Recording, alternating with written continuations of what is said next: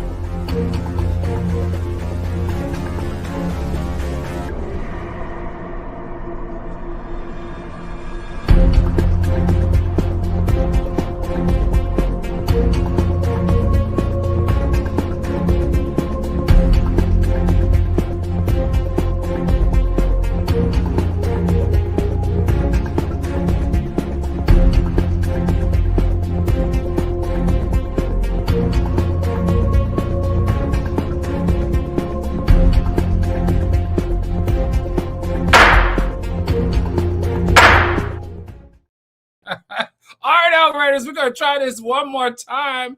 I don't know what's going on over here. I hope it's not my internet because we have a great show for you tonight. All right. I said, welcome back, Algorators. Today is Thursday, the 29th of January. And tonight's episode is titled Pipes, Protection Orders, Property, and Prize Fights. That's right. You heard me correctly. Tonight's episode is titled Pipes, Protection Orders, Property, and Prize Fight. And I also have an announcement for all the Algorators. Yep, we have an announcement. Please don't forget to turn on your notifications over the weekend.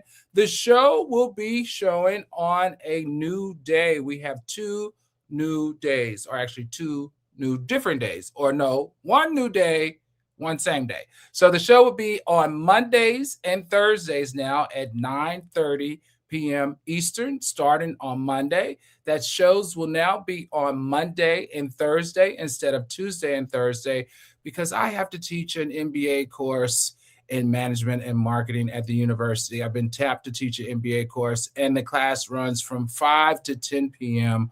on Tuesdays. So sorry, but we're going to move it to Monday, which is going to be fresh off the weekend. And we always know that celebrities do enough bad things on the weekend to end them in celebrity court on Monday. So be sure to write this down. And remember, the show will be coming back next week, starting on Monday and Thursdays at 9:30 p.m. All right, before we get started, let's check and see who's joined us in the chat.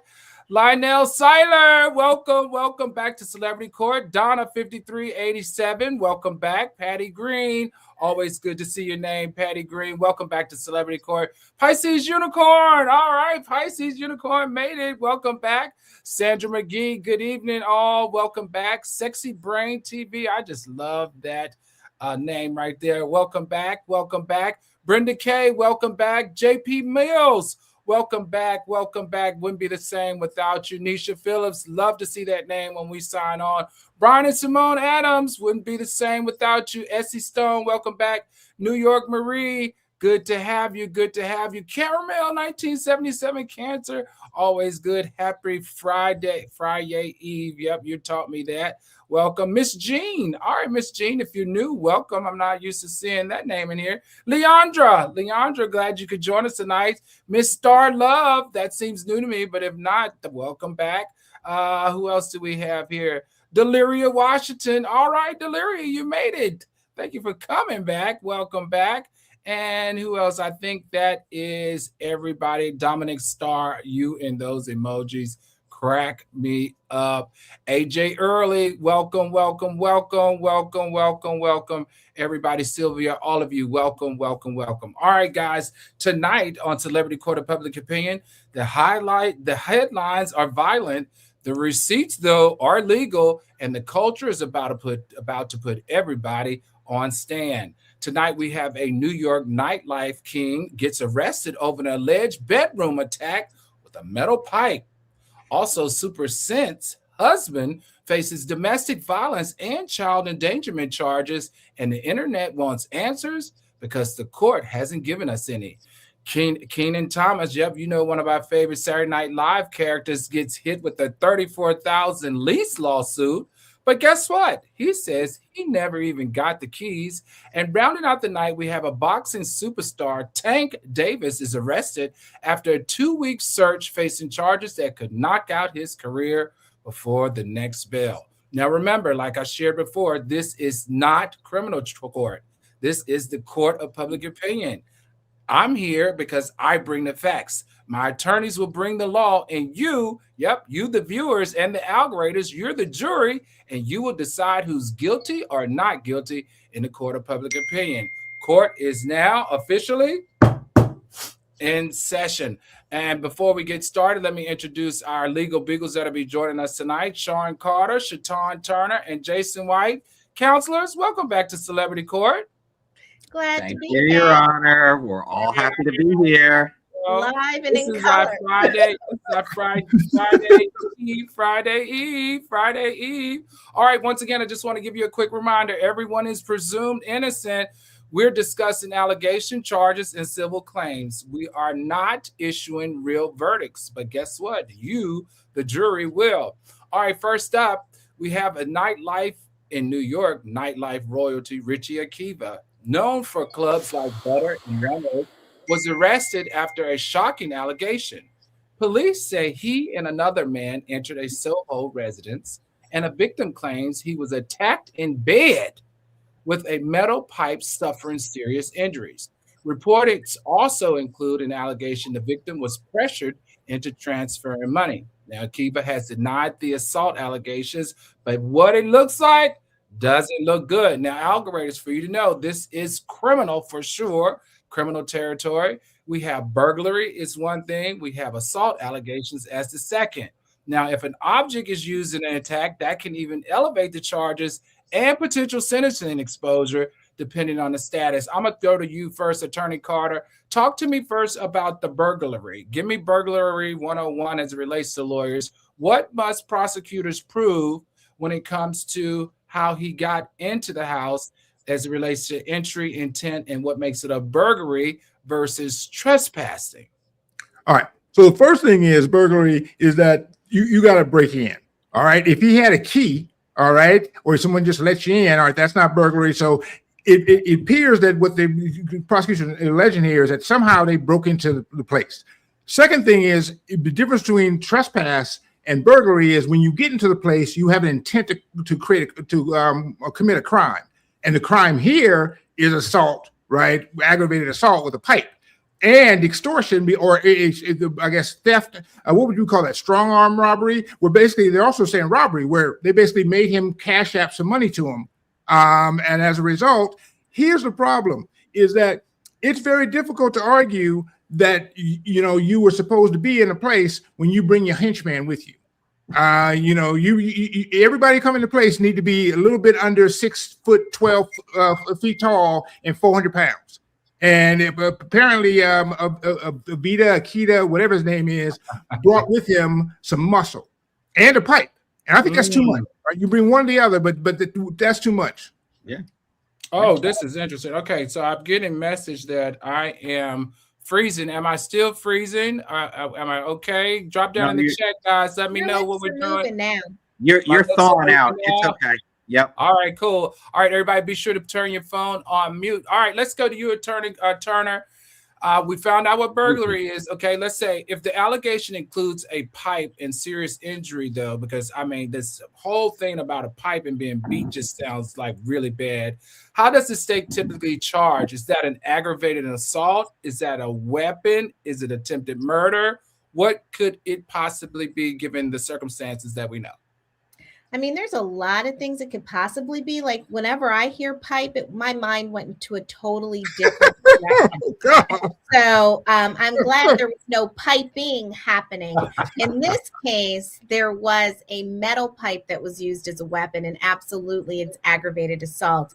And I'm very interested in this case too, because as you guys know, I get very interested in the defendants, and this defendant looks really interesting. So let me ask you something. What's the difference? Why is it aggravated assault? Because it's not just using your hands. It means that you have a weapon. And so in this case, the pipe is alleged to use as a weapon. This case, actually, the description of it gives O.J. Simpson vibes, not the original O.J. Simpson vibe when he allegedly killed his ex-wife and her friend. But after O.J. was acquitted and living his life like 15 years later, he decided to get his memorabilia back in Vegas. And he rolled in very similar, went in, burglarized, committed theft, and he ended up going to jail for that. So despite the fact that this man who used to own the Butter nightclub is quite handsome, I think he might end up quite incarcerated. I hope not. Richie Akiva and I go way back. I've known him for over 25 years. He's always been very, very cool, very nice. I went to his wedding. He came to my wedding. I've known him for a very long time. He was very good friends with Jay-Z. He did a lot of incredible things in the nightlife scene in New York City. So I'm hoping that as things start to unravel and come out more, that it's not what it seems. Jason, before we wrap up this conversation, tell me this. When it comes to evidence and it comes to the severity of how this case will be handled, what matters most? Is it about security footage? Is it witness statements? Is it transfer of payments? If he said he was forced to make a payment, what are they looking at to make this story all make sense as it relates for Richie Akiva being prosecuted? So they're going to look at everything. I'm going to say they're going to start with the video footage because you could see it. Then they're going to go in eyewitness testimony because that is second most reliable. The transfer of the money for the Cash App, I mean, yes, but they could say that he did it voluntarily. So they're going to, that is a factor, but that's not going to be the deciding factor. I think the two most important things are going to be video, cell phone, whatever type footage, as well as witness testimony. Okay, how about pictures of being beat with the pipe? Is that something that would go into evidence? Absolutely. I would lump that in with the video, because stills and video are one and the same. I mean, you're going to show that. The video might actually show the act of it happening, and the pictures are just going to show the results. All right, counselors, on a scale of 1 to 10 on prosecution strength, based on what's been publicly reported, what do we predict first? What do we predict? Is this a good case? Do we predict arraignment, protective orders, bail restrictions? What say you, Sean Carter? I think it's a pretty strong case, only because, by the way, this assault allegedly happened on January 7th. It took 2 weeks for the prosecution to bring these charges, and therefore they seem to have, dotted their I's and crossed their T's. Unless this apartment was really, really big, it should be pretty easy to prove one way or the other. Right. 1 to 10, what you giving it? 8. All right, Attorney Turner. I predict we're going to get rid of the freezing god that keeps interfering with our show tonight just to keep the algoriters on their toes. But in this case, I agree with Attorney Carter. I think 8, 8.5. They seem to really be on their game with this one. And I'm worried about Cutie Patootie, but he should call me if he needs some legal advice. Attorney Weiss. So I also think it's a strong case. I'm going to go with a 9. Where the punishment, what is found, that I would leave as a 5, but this case is definitely going forward, and some form of charges and punishment are going to be a result. All right, JP Mills says, he got the short man syndrome. He is short, JP. I don't know if you're from New York or not, but yep, he is pretty short. I never know him to be this aggressive, though. Brenda K says, I guess the cold weather is making Al freeze. Leandra said he looks creepy to me. Okay, Shaitan, you might want to put your glasses back on. And Who is this crazy looking guy? Anisha Phillips agrees with that. Who's this crazy looking guy? All right, you heard it here first. We're going to see how this plays out. Now, we're going to go from a nightlife violence to something even more sensitive. Yep, I hate talking about it here, but domestic violence allegations as well as child endangerment charges. We'll keep this factual and we'll tread lightly and be very careful. Next up, Supa Cent's husband, Ray Bro, known as Rayzor, was arrested on allegations reported as domestic abuse and child endangerment, according to booking records reporting and giving coverage. Details are limited publicly, which is common when minors are involved. Now, remember, algoritmers, when you make your decision on this, there are two big lanes here. One is that there's a domestic violence charge, and two, there's a child endangerment charge. Now, child endangerment often means the state believes a child was put at risk, not necessarily harm, but definitely exposed to danger. I'm going to throw this one to you, Attorney Weiss. When you hear child endangerment attached to a domestic violence arrest, what are the common legal scenarios prosecutors look at? So remember, anytime a child is involved, they're always going to look at the best interest of the child, especially if the child is a minor. When a child is a minor, they will use initials like, for me, they would say JW. For you, they would say, AR. So that's how it's going to be. Anytime a child endangerment charges is that something that is going on in that area, in that facility, in that household, where that child is subject to some sort of potential harm or danger. It could be just that he's hitting her and the child is watching it. The child's in the room. It could be that threats to the child. It could be lots of different things, but a child endangerment charge is quite serious. All right, Attorney Turner, explain to me, though, about the protective orders. What typically happens immediately? Is there a no contact order? Is there a removal from the home when you have child endangerment? Is the firearm surrendered? Is there supervised visitation? How does this work when it comes to protective orders?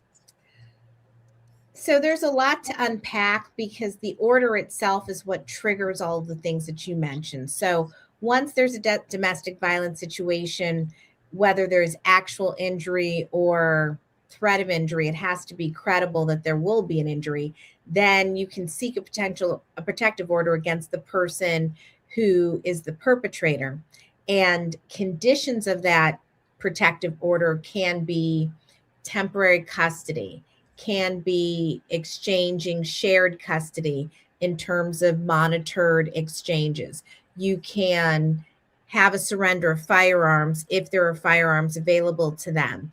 You can also insist that they are not in certain places, because generally it has to do with a certain, distance that they can be from you. But you can also say, well, they can't go to this place, they can't go to that place.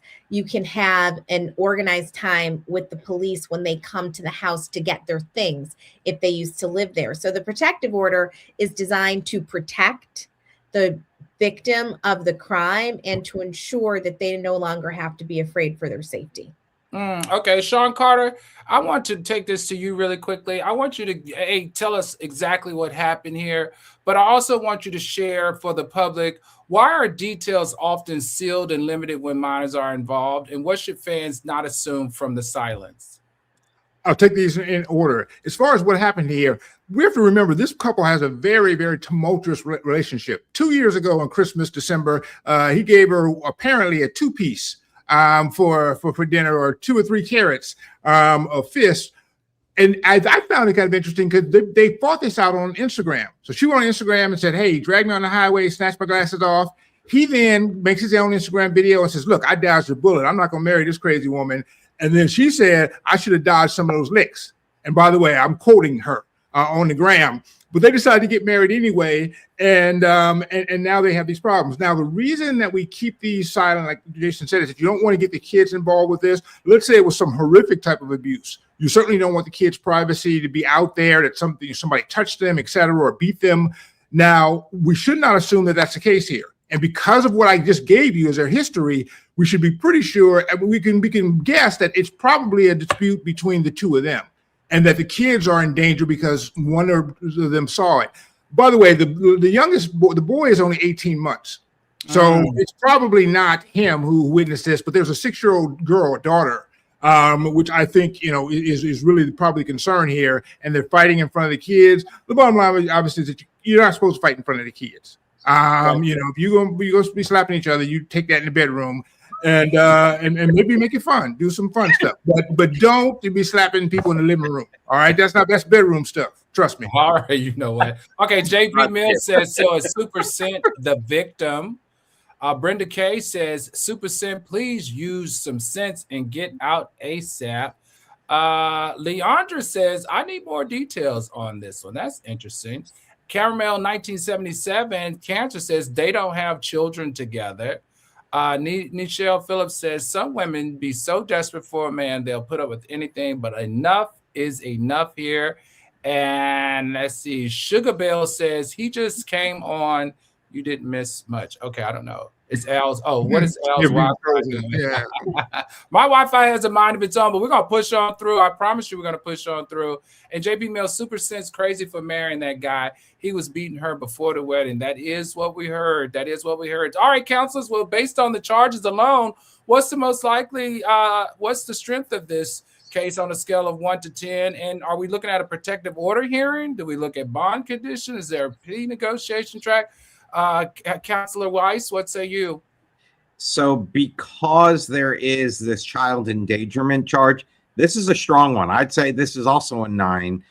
Protective order is probably going to be put into place, and they will, be forced to work this out. And this is going to be serious because of the child endangerment.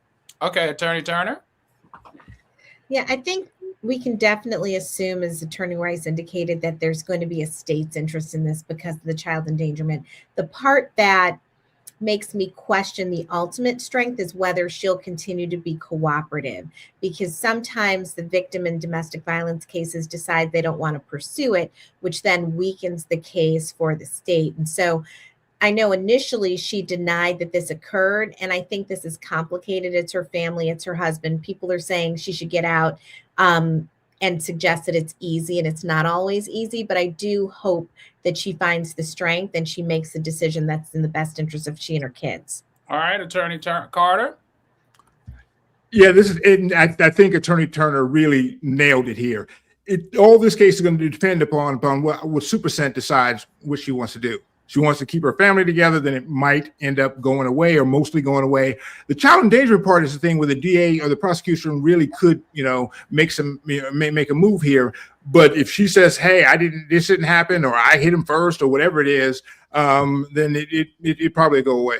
Sadly. All right. So, algorithms, let's throw a prayer up for Supa Cent that she'll get some sense. We don't want to endanger the child, but more than the child, we don't want to endanger her. I mean, come on, get out of this. If it's this early on, this doesn't look like it's heading in the right direction. All right, before we move on to the next topic, I need everybody to please hit that like button. Maybe because the likes are so low is why my internet's acting up. Also, be sure to hit that subscribe button. If you're already subscribed, be sure to hit that share button and invite some other folks over to enjoy the show. Always don't forget to turn on your notifications because we have a new show day, which is Monday at 9:30 p.m. Eastern, and Thursday starting next week, Thursday at 9:30 p.m. Eastern. And as always, we love it when you jump down in the chat. OJ Early says she will choose the DICK. Come on, OJ. Is that what it's about? All right, let's take a shift and let's also take a deep breath because that is always a sad story to report on. Because we're shifting, though, from criminal exposure to a civil dispute that feels what some say is quite petty. Until you remember, contracts don't care if you are a celebrity or not. Yep, you heard me correctly. A celebrity, Kenan Thompson. Welcome to Celebrity Court. Kenan is being sued by a landlord who claims he owes more than $34,000 for breaching a lease. Now, the landlord alleges that it's from unpaid rent and costs. Now, Thompson's side calls it a contractual disagreement and says he never received the keys and never stepped foot on the property. Ooh, I can't wait for the lawyers to tell me if that matters. I used to think it did. All right, so for you algoritmers, this is a civil court, and it's based strictly on a breach of contract. And here's the core question that we have to get down to. Does signing a lease create liability even if you never move in? All right, Attorney Carter, give us the lay of the land right here. Is the landlord-tenant dispute, right? So how much does possession matter versus contract execution? So Jason is shaking his head because he understands this perfectly. And here's the issue.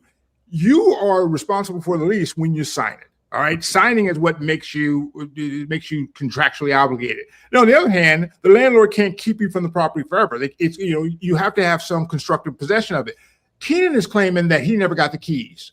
But my question is, well, for a day, for a week, when you called the guy and said, I don't have my keys, did he bring them over? Because that makes sense here. The landlord would sign a lease with you and then not turn over the property to you because maybe he didn't like your last Saturday Night Live skit, or he got food poisoning at Good Burger, and then try to sue you for the money, right? That's not how that works. So apparently at some point, Kenan had an opportunity to get these keys. What I suspect has happened is that Kenan looked at the place and said, no, this ain't really what I really want. And he basically pulled a Spice Girl. This ain't what I want, what I really, really want. And as a result, he said, I don't want the place anymore. But once you sign the lease, you're supposed to, do your inspection first. All right. And that's why otherwise, you got a problem. And so I don't know. The bottom line is if you sign the contract, then you're on the hook unless there's something outrageous. Okay. So let me ask this question really quickly. So if you sign a lease, Attorney Weiss, and you never go pick up the key because you decide you don't want it, there's no out clause whatsoever? Not especially in commercial leases. The answer is no. Now, is there an out clause? It's very common in a commercial lease for there to be a liquidated damages clause, or saying that if you ever fail or you want to leave early or you want to cancel the lease, it's 3 months, 6 months, 9 months. So that could be in there. But just because you sign the lease and you decide, I don't want to do this anymore, that's tough, and you're on the hook for the entire thing. You got to remember, a lease, 90% of the time, 95% of the time, you're leasing it for the entire lease term. They're just making it favorable to the tenant by allowing the tenant to make those payments over time. So if you sign a lease and it's $10,000 a month and it's a 1-year lease, it's $120,000. Just because you're paying $10,000 a month doesn't mean that, I'm going to cancel it, I only owe $10,000. No, you owe the whole amount. They're just giving you the courtesy of paying for the year. Okay, got it. All right, so Brenda K says he signed the lease. That's it. That's all. Give up the SNL money. Lisa Phillips says he shouldn't owe anything if he didn't move in. No. No. All right, let's see what else. Leandria says Kenan make plenty of money, pay that mess, and move on. Sugar Bell says signing the Spice Girls just gave me life. Okay. Sing it. I have a song. Uh-oh. Do you want to be my renter? SL Warrior says they don't keys anymore, but code locks. All right. Erica P says, ain't no way Kenan can't pay rent. Ain't no way. They trying to get him for his paper. Vepa P says, what the hell? Leandra said, did he sign the paperwork? Yes, he did. And Nisha Phillips says, I was mad this man trying to play with Kenan as if he is broke or something. Okay, thank you for explaining that, Jason. 1 second, Attorney Turner. So, Attorney Turner, I'm going to throw to you really quickly. So, as it relates to mitigation damages, explain if you like. I'm the jury. Explain to us. Explain to the jury. What must a landlord do to reduce losses before coming after a tenant for the full amount? And that was the point I wanted to make when I was raising my hand, because here's the interesting part about this. So as the prior attorneys mentioned, leases are contracts. And so once it was fully executed, then he had the obligation under the lease. There's a notice provision in the lease that indicates what you're supposed to do if you want to get out of it. It doesn't sound like Kenan ever triggered the notice provision and said, I don't want to do this anymore. And generally there is like a termination thing about how many months you're obligated for. In this case, the reason Kenan keeps saying, I never took the keys and I never moved in, isn't because it invalidates the contract, but it does bring up the issue of mitigation. And here's how. They could have rented that apartment to other people, at least theoretically, because he never took the keys and he never moved in. The problem for him, though, is that if he never triggered the notice provision and said, I don't want this anymore, what the landlord's going to say is, hey, we were holding it for him. We didn't know what he was doing, but we had this contract and he should have to pay. But in general, landlords do have a requirement to try to mitigate their damages. And so if they get notice that say you don't want the property anymore, then they're supposed to try to rent it again, because there's a concept under the law that says you can't sleep on your rights. And, you know, from an economic perspective, everything is supposed to go to the greater good, and renting the property would be for the greater good. All right, let's go to you really quickly, Sean Carter, because this is what I want to share with algoriters. Now, this is something I've learned over the years, and I want you to help me here. A lot of people feel like if you move into a rental property and say the refrigerator doesn't work, or say one of the sinks doesn't work, that you don't have to pay your rent. A lot of people feel like that. Even I used to feel that way. Or if something in that apartment does not work, that you don't have to pay your rent. Can you please tell the algoriters, just in case they find themselves in one of these situations, what, you know, that they actually do have to still pay their rent? And in fact, if you don't, they can impose the eviction process. Absolutely. Those two obligations are off and are not offset, in the sense that, you know, you can hopefully say to the landlord, you know, I'll make this payment, the repair for you, and you'll cut my rent back some. But the idea that says, like I said, you know, the ice maker doesn't work, so I'm not paying a rent on this whole apartment. That's not how the law works. And the reason is because otherwise, think about it. I've never been in a place that was perfect. You'd be saying, oh, the wallpaper's chipped, I'm gonna take money off of this, or I'm not gonna pay the rent. It would be chaos out there if every time you found, right, the air condition, you know, didn't work for an hour, you could not pay the rent. So you got to pay the rent. And if you make a repair on behalf, you could actually then make a claim against the landlord, take them a small claims court or whatever for that difference, but you have to pay the rent. That's just all right. Really quickly, as we rotate into the last case, our lawyers tell me on a scale of 1 to 10, how much trouble is Kenan in? Let's start with you, Attorney Weiss. If he actually did not pay anything and he signed the lease, he's going to owe the full amount of the lease. Attorney Turner? Kenan's in some trouble. I would say it's probably, 9 out of 10, as Attorney Weiss indicated, but I'm curious about whether he actually gave notice under the lease and whether the landlord failed to mitigate. Attorney Carter? I've answered both of your questions. The landlord's seeking $34,000. He says basically the first 2 months Kenan didn't pay. I went out and rented the place, but I could not rent it for the full 10 grand a month. So I'm taking some off of that, and I had to pay a broker to do it. So my damages are 34 grand, and likely Kenan is going to write him a check. Yeah, sounds like he's going to write him a check. Yep. All right, the landlord did everything right. Paperwork problems to the kind of headline that shakes a sport. A star athlete is arrested after a 2-week search with serious charges on his rap sheet. Oh my gosh, what is going on? Yes, you heard me correctly. Boxing superstar Gervonta "Tank" Davis was arrested in Miami after a 2-week search tied to an October 2025 incident. Reports say he faces charges including battery, false imprisonment, and attempted kidnapping allegations connected to an incident at a Miami Gardens business. His attorney has pushed back publicly, saying Davis is the victim and he will defend this case with everything he has. Bailiff, take it away. False imprisonment and battery. Those are the charges facing professional boxer Gervonta Davis, also known as Tank. Davis appeared before a judge in bond court Thursday morning. Hi, Mr. Davis.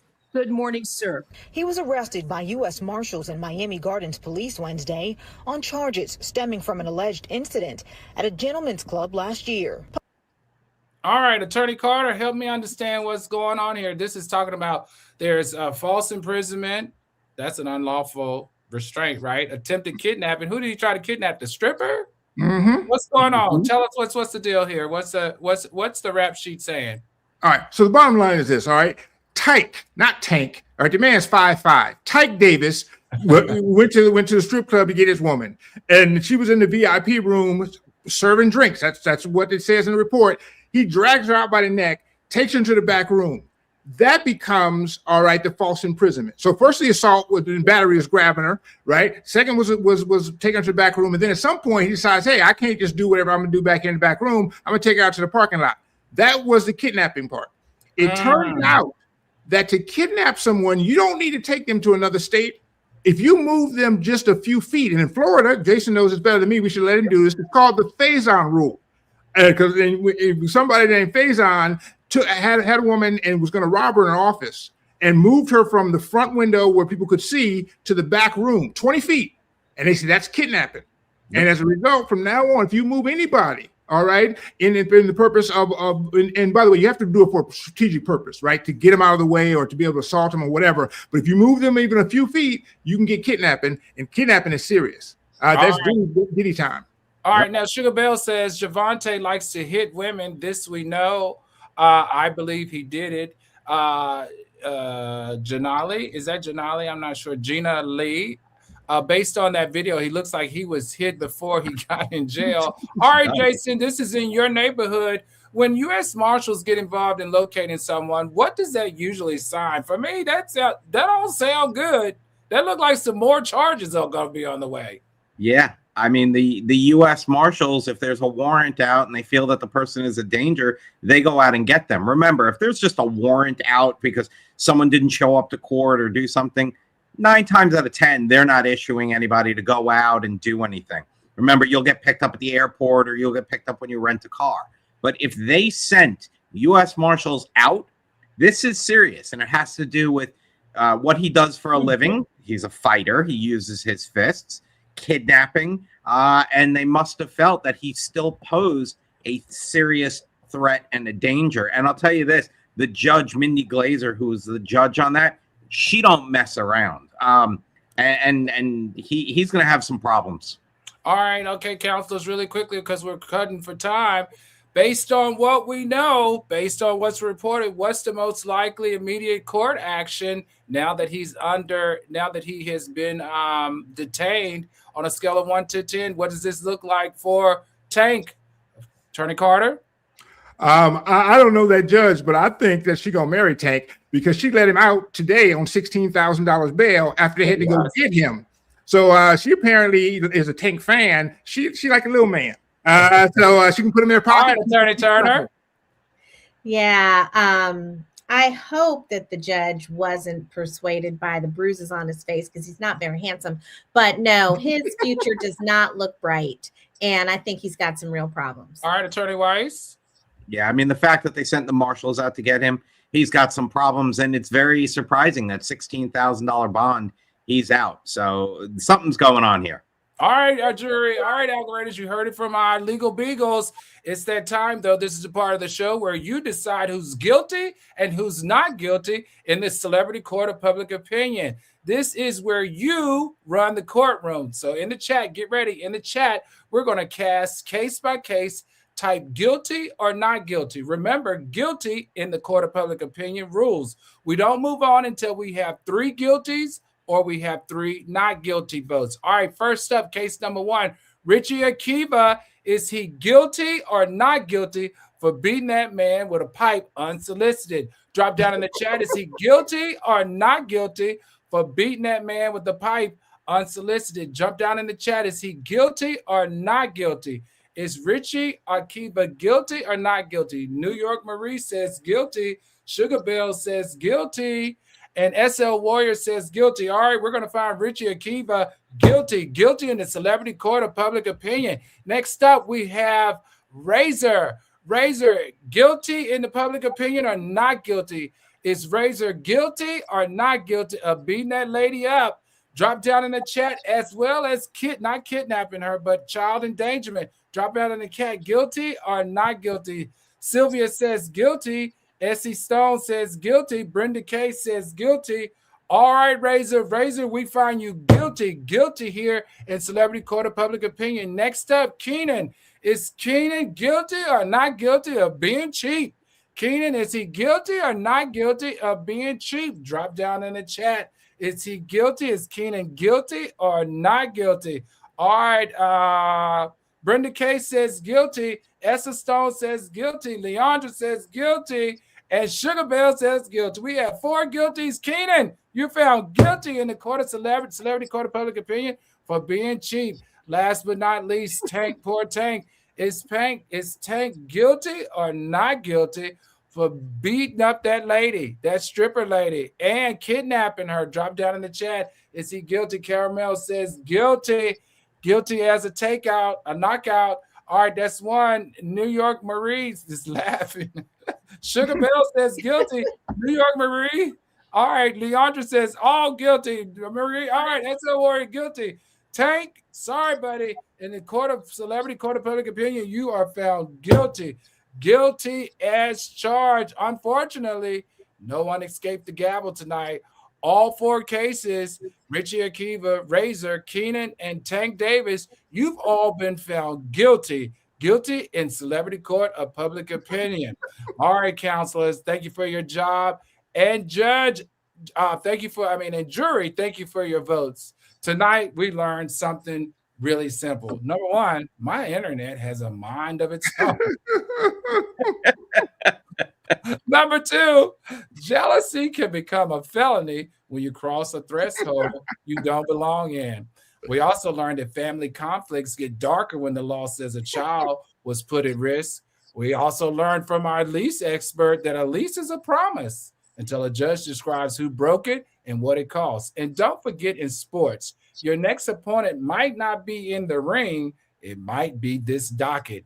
All right, in real court, you're innocent until proven guilty. But in this court, your choices speak so loud that the culture hears them first. And that's our jury. I'm Judge Al Reynolds. This is Celebrity Court of Public Opinion. Be sure to like, subscribe, and drop the next case you want on our docket. Court is finally adjourned. And we'll see you all on Monday. Monday. All right, everybody. Have a great weekend. And thank you for putting up with my crazy internet. Have a good night.